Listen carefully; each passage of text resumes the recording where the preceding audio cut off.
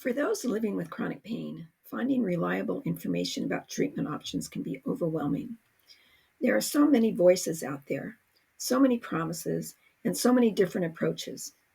Today, I want to share something different. Let's talk about the real progress being made in pain management, focusing on practical strategies that are actually accessible.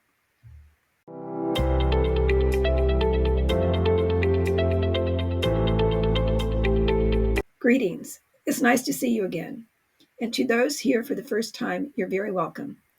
In this video, I'm sharing that pain management has evolved from take this pill to understanding that each person's pain journey is unique. This shift isn't just words. It's revolutionizing how we approach pain treatment, making it more personal and more practical for everyone, regardless of their circumstances.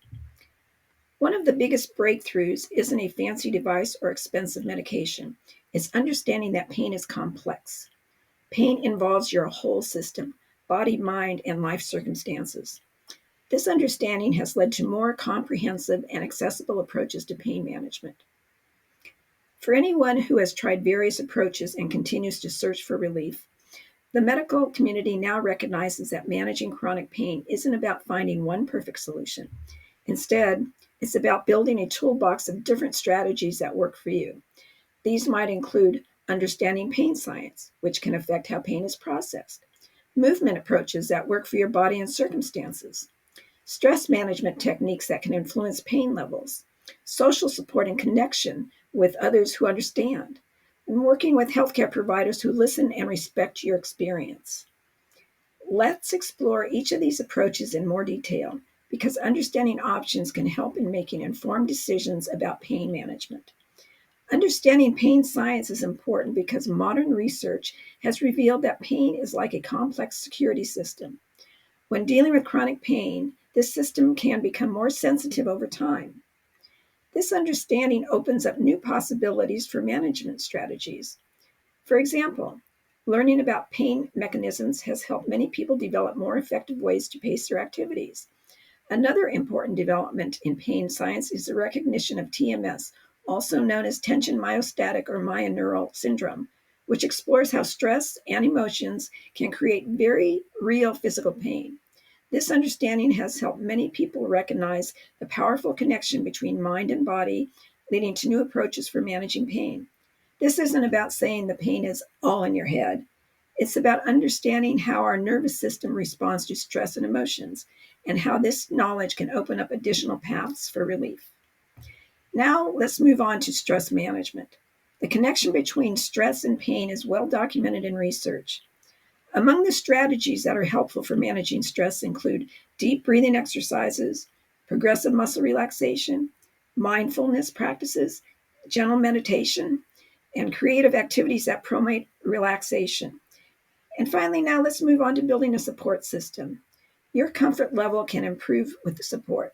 This might include working with healthcare providers who understand chronic pain, connecting with support groups, either in person or online, having family members or friends who can listen and understand, participating in community activities that feel manageable, and finding resources through local pain organizations. Perhaps you may be thinking, I've heard all of this before, and being skeptical makes sense. But here's what's different now. We're moving away from one-size-fits-all approaches to recognizing that you are the expert in your own pain experience. Let's talk about practical day-to-day strategies that many have found helpful. The first one is pacing techniques. Think of energy like a bank account. Small, manageable activities spread throughout the day often work better than trying to do everything at once.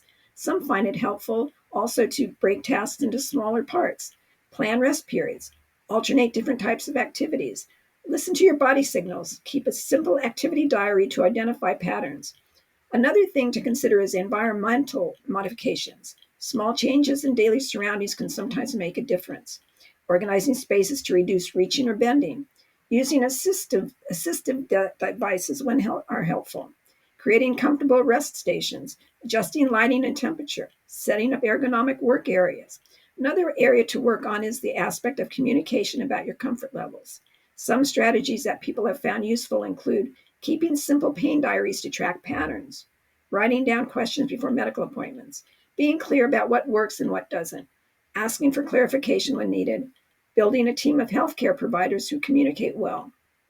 I want you to know that some of the most promising developments to lower your pain volume aren't high tech or expensive. They include better understanding how movement can help, even in small amounts, recognition that sleep quality directly affects pain levels, the role of nutrition in inflammation and pain, and how social connections can impact the pain experience. Also, it's very important the power of pacing activities to prevent pain flares. Understanding your rights in healthcare settings can also make a difference. The right to ask questions about treatments, the right to seek second opinions, the right to be involved in treatment decisions, the right to copies of your medical records, the right to express concerns about care. Now, moving on to treatment, and it's important to note pain clinics and healthcare providers are increasingly offering integrated approaches that combine physical therapy, occupational therapy, and psychological support. Many insurance companies now cover these treatments, and there are often community resources and support groups available at little or no cost.